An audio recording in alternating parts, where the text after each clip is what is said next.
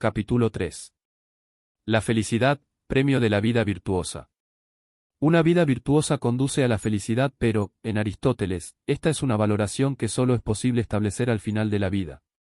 Para que el balance sea positivo hay que haber vivido con moderación, haber dispuesto de tiempo libre y haber contado con amistades sólidas.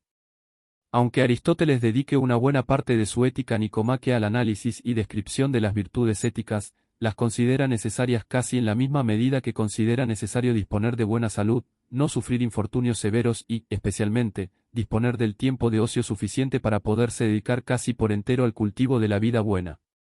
Es decir, no son ni los bienes exteriores ni la práctica de las virtudes éticas lo que nos hace felices. La felicidad suprema, la más perfecta de todas, proviene de una vida dedicada por completo a la contemplación, no en sentido religioso, sino como dedicación al estudio y a la comprensión de los principios más elevados. ¿Cómo se entiende, entonces, que Aristóteles dedique tanta atención a virtudes como la valentía, la moderación en los placeres, la magnanimidad o la mansedumbre? Pues bien, para él es tan innegable que el modelo de vida que conduce a la felicidad mejor es el de la vida contemplativa, como el hecho de que el hombre es por naturaleza social y representaría una adulteración de esta naturaleza obligarle a vivir apartado de toda relación social. Es en las relaciones con los demás donde surge la necesidad de actuar de acuerdo con las virtudes éticas propuestas. Y como no podemos negamos al trato social porque esto nos deshumanizaría, debemos vivir de acuerdo con el ideal de la autarquía. Vivir autárquicamente significa vivir lejos, en la misma medida, de la dependencia social y de la solitud radical. El autárquico no es un anacoreta, sino alguien que vive su dimensión social sin que ninguno de los aspectos esenciales de su vida dependa de los demás. Este ideal de la autarquía individual encuentra, en Aristóteles, un paralelismo revelador en el plano político. La vida autárquica es la mejor tanto para los individuos como para las ciudades, que no viven a espaldas de las ciudades vecinas pero tampoco están dispuestas a perder ni un ápice de su autonomía a expensas de ellas. Felicidad y amistad. Hablar del concepto de amistad en los autores clásicos requiere siempre una clarificación, ya que el término con el que Aristóteles y el resto de pensadores griegos de la antigüedad designan la amistad, filia, no es un equivalente exacto de lo que hoy día se entiende por relaciones de amistad. La amistad moderna está ciertamente incluida dentro de la filia griega, pero el campo semántico de esta abarca ámbitos que ciertamente no se corresponden hoy con la palabra amistad. Por filia, los griegos pueden entender en función del contexto y las circunstancias. 1. El afecto entre los distintos miembros de una misma familia. 2. El amor erótico entre dos hombres. 3. La camaradería o amistad entre hombres iguales. El propio Aristóteles, cuando habla de filia en el libro 4 de la Ética Nicomaquea y la convierte en una virtud social, antes la hemos llamado amabilidad, entre el exceso de la adulación y el defecto de ser pendenciero y descontentadizo. Pero después de esta inclusión de la filia entre las virtudes éticas, Aristóteles retoma la cuestión y le dedica ni más ni menos que 2 libros enteros de la Ética, el 8º y el 9º. Aquí no parece que Aristóteles le conceda el estatuto de simple virtud. Más bien, la amistad se convierte en uno de estos bienes externos asociados al principio de la autarquía, que, recordémoslo, no significa reclusión y solitud sino sociabilidad fundada en la autonomía, sin los cuales difícilmente se podría decir que alguien puede alcanzar una vida plena y la felicidad. A los significados generales de la amistad citados arriba, Aristóteles añade una clasificación propia, la amistad útil, la placentera y la virtuosa. Los 2 primeros tipos de amistad son frágiles y están sujetos a las variaciones del carácter y a las innumerables vicisitudes de la vida. En la medida en que no constituyen un fin por sí mismos sino que buscan en la relación obtener algo a cambio, la utilidad en el primer caso, el placer en el segundo, caducarán en el momento en que las circunstancias cambien y la relación deje de aportar aquello por lo que fue iniciada. En cambio, la amistad virtuosa es duradera porque no se fundamenta ni en el placer ni en la utilidad y se da exclusivamente entre iguales e igualmente virtuosos. La insistencia de Aristóteles en la igualdad no es en absoluto anecdótica. Parte de la constatación de que existe una relación de proporcionalidad inversa entre la superioridad en una relación y la cantidad de amor que se destina al otro. Es decir, el padre, en relación con los hijos, o el marido, en relación con la mujer, deben dar menos porque hijos y mujer, en un contexto muy distinto del actual naturalmente, dependen del padre-marido. El recordatorio de Aristóteles es perfectamente pertinente porque las desigualdades en una relación tienden a producir subordinación y dependencia de alguna de las partes, y quien es dependiente queda atado por vínculos de gratitud a aquel de quien depende. La relación ideal de amistad entre virtuosos no puede ser contaminada por una desigualdad manifiesta, porque ésta constituiría un obstáculo que no permitiría a la relación dar los frutos que le son propios. Queda claro, por lo tanto, qué tipo de amistad le corresponde al hombre que quiere ser feliz. Aristóteles justifica su necesidad apelando al hecho que, de la misma forma que hemos considerado imprescindibles para la felicidad bienes exteriores como un bienestar material mínimo o una buena salud corporal, sería extraño no considerar igualmente necesaria la amistad, que es uno de los bienes exteriores al que solemos dar mayor importancia. Añade Aristóteles que la asociación entre hombres buenos solo puede reportar beneficios a quien es bueno, el hombre bueno hace el bien a los demás, y lo hará con más razón y principalmente a los que son sus amigos. Podría parecer que la presencia necesaria de relaciones de amistad entra en contradicción con el principio de autarquía que debe regir la vida del hombre virtuoso. Sin embargo, la definición aristotélica de autarquía, disponer uno de lo que le es necesario, es lo suficientemente amplia para permitir la inclusión de la amistad. Ser autárquico no significa no tener nada, sino tener lo que a uno le conviene. Y los amigos convienen al hombre bueno. Pero más allá de clasificar tipos de amistad y defender la necesidad de la misma, ¿cuál es exactamente la función que Aristóteles confiere al amigo? En la Ética Nicomaquea no se encuentra respuesta a esta pregunta, pero un pasaje de uno de los dos restantes escritos éticos de Aristóteles, Gran Ética, puede proporcionar alguna pista. Allí se habla del amigo como de un espejo que nos permite tomar distancia respecto a nuestras propias acciones. Ya se ha visto cuán importante era para la relación de amistad virtuosa la igualdad en la excelencia. Pues bien, en virtud de esa igualdad, podemos suponer que resultará fácil comparar las acciones del amigo con las propias y viceversa. Es decir, que en el comportamiento del amigo se halla un patrón de evaluación, un punto de referencia que sirve de guía. No se trata de un punto de referencia meramente externo, como un simple modelo a imitar, pues la identificación en la igualdad del amigo nos permite ver algo de nosotros mismos en sus acciones y él podrá ver algo de sí mismo en las nuestras. Si la amistad entendida de esta forma puede concebirse como un punto de referencia, es un punto de referencia a la vez externo e interno. El proyecto aristotélico de la felicidad. No parece que se pueda dudar del hecho de que todo el mundo quiere ser feliz. Ahora bien, la felicidad no es un concepto unívoco ni fácil de determinar. Basta con abrir un par de diccionarios generales para percatarse de que su significado puede variar de forma importante en función de quien intente definirla y desde qué posición. Aristóteles es consciente de ello y nos propone tres modelos de felicidad según el tipo de bien, o de algo que parezca un bien, que se persiga. Concretamente, distingue entre la felicidad basada en el placer, la basada en el reconocimiento de los honores y la que proporciona la vida contemplativa. Naturalmente, solo esta última puede ser considerada felicidad auténtica por Aristóteles. Hasta ahora se ha puesto énfasis en el hecho de que el proyecto aristotélico de la felicidad debe ser contemplado a largo plazo, con la perspectiva general de una vida entera vivida con moderación y de forma virtuosa. Esta forma de ver el problema de la felicidad excluye la posibilidad de encontrar en el placer su principio rector. El placer es por definición efímero. Sea del tipo que sea, el placer solo tiene sentido en la medida en que comienza y acaba. Cualquier placer, por intenso que sea, dejaría de serlo si se convirtiera en indefinido. Esta es una constatación de índole psicológica, pero es importante tenerla en cuenta para comprender bien de qué hablamos cuando hablamos de placer. Los humanos solo logramos valorar la salud después de un periodo de enfermedad. Quien goza siempre de buena salud no tiene la misma percepción ni valora de la misma forma lo que esto significa que quien padece enfermedades recurrentes y solo disfruta cuando se libra de ellas.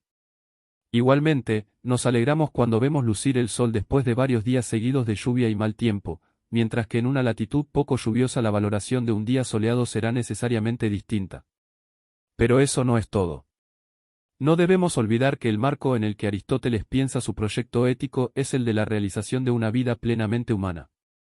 Y el placer sensorial del tipo que sea no es en absoluto una facultad privativa de los hombres. Basar la felicidad en la satisfacción de placeres equivale a llevar una vida que no se distingue en nada de la vida animal. No es extraño que el hedonismo, la defensa del placer como proyecto de vida, fuera uno de los principales adversarios a los que hizo frente Aristóteles. El mayor representante del hedonismo griego, Epicuro, es posterior a Aristóteles, por lo que no pudo ser objeto de controversia acerca de la teoría del placer, pero mucho antes que Epicuro ya se había propugnado la preeminencia del placer, concretamente por parte de un discípulo de Sócrates, contemporáneo de Platón, que se llamaba Aristipo de Cirene. La historia ha tratado mal a este filósofo, de quien hemos perdido toda su obra, pero es fácil deducir que tanto Platón como Aristóteles pensaron a menudo en él cuando hablaron del placer. En cuanto al segundo tipo de felicidad, la basada en el reconocimiento social, Aristóteles afirma que no puede depender del mismo, es decir que no puede basarse en la noción de honor, pues de ser así el principio de autarquía se desmoronaría por la base. El honor es una virtud social que el colectivo confiere al individuo, y, por lo tanto, no está plenamente en nuestra mano ser considerados honorables. Sería así si la atribución de honor por parte de la sociedad respondiera de forma automática a unas determinadas acciones. Es decir, si a determinada acción le correspondiera matemáticamente determinado honor y, por lo tanto, al conjunto de acciones honorables que acumulásemos en vida les correspondiese una vida en su conjunto honorable.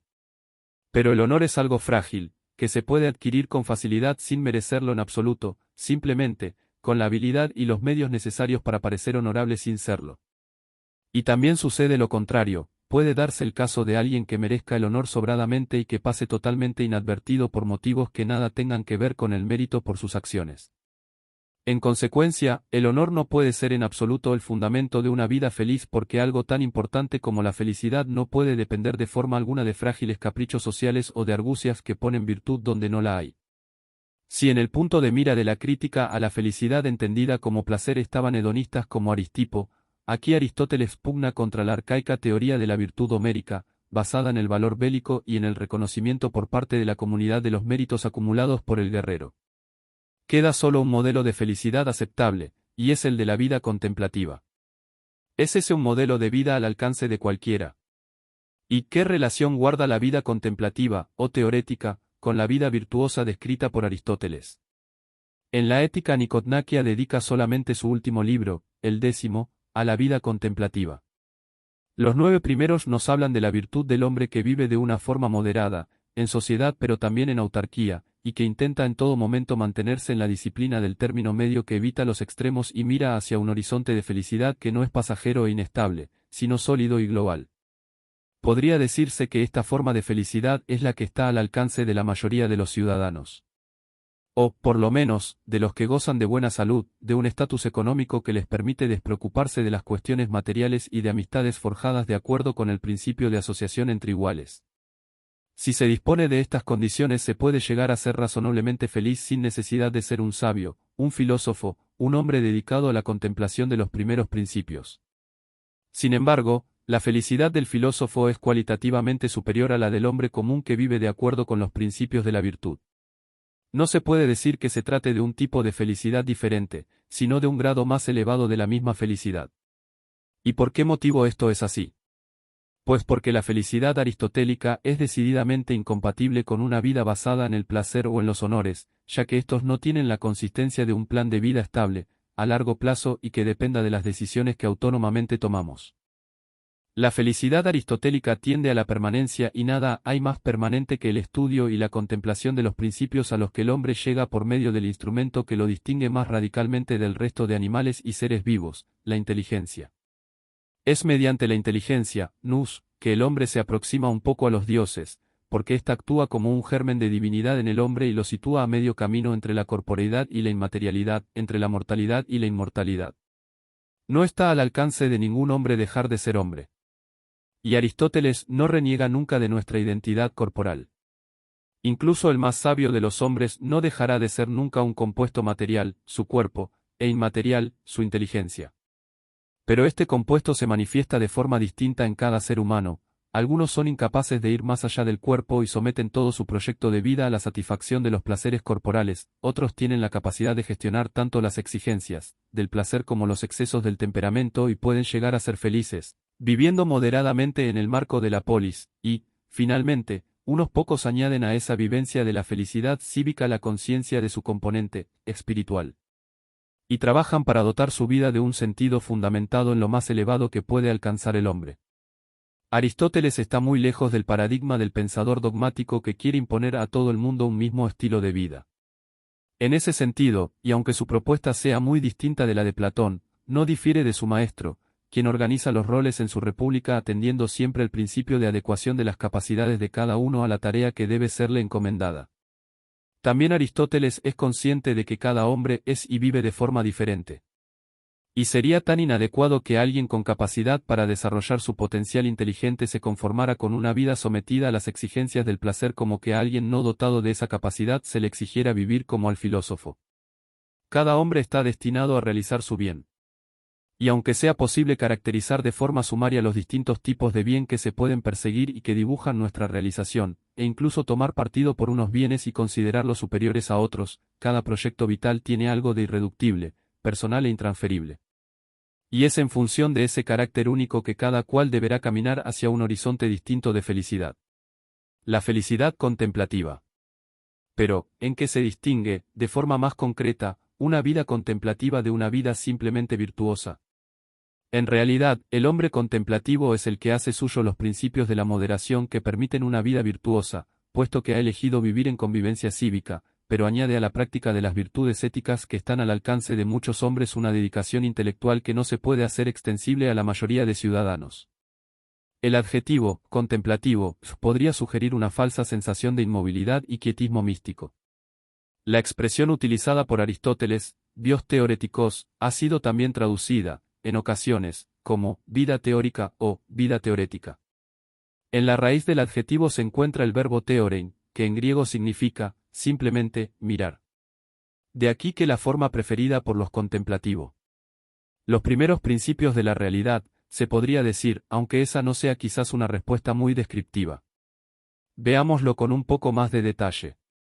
Desde los pensadores milesios, Tales, Anaximandro, Anaxímenes, es una constante en la filosofía griega la búsqueda de algún tipo de principio que proporcione coherencia y unidad a la diversidad de las cosas que se nos aparecen. Los griegos son los primeros que, ante un mundo plural, lleno de cosas, se preguntan no tanto por esas cosas sino por el hecho de que haya cosas. ¿Por qué hay cosas en lugar de no haber nada? ¿Y qué es lo que todas las cosas tienen en común y nos permite decir que hay cosas en lugar de no haber nada? No es extraño que Aristóteles ponga énfasis en el carácter casi sobrehumano, divino, que entraña esta perspectiva. Por regla general, el hombre se sitúa tan cerca de la pluralidad de las cosas que no dispone de la perspectiva necesaria para captar su unidad primordial. Como se dice en lenguaje coloquial, los árboles, la pluralidad, no le permiten ver el bosque, la unidad. Pero los dioses gozan de una perspectiva privilegiada, la del conjunto, y además es natural que presten mucha menos atención al cambio que a la permanencia, puesto que son inmortales y contemplan la realidad desde una mirada estática y eterna. A los humanos, claro está, no les ha sido concedida la posibilidad de adoptar plenamente esa visión divina.